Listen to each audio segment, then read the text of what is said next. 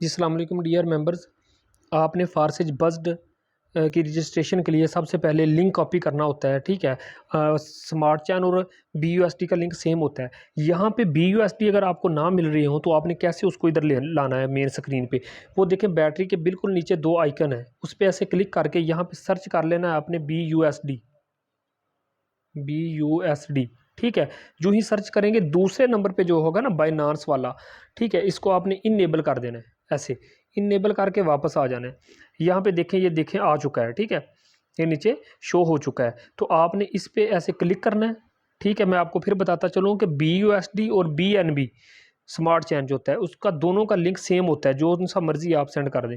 फिर आपने लिंक भेजना है तो क्या करना है, रिसीव पे क्लिक करना है और कॉपी कर देना है। कॉपी करने के बाद आपने व्हाट्सएप पे जब आना है तो ये देखें, यहाँ पे आके आपने इसको पेस्ट कर देना है। ये देखें लिंक जो है हो चुका है, ठीक है।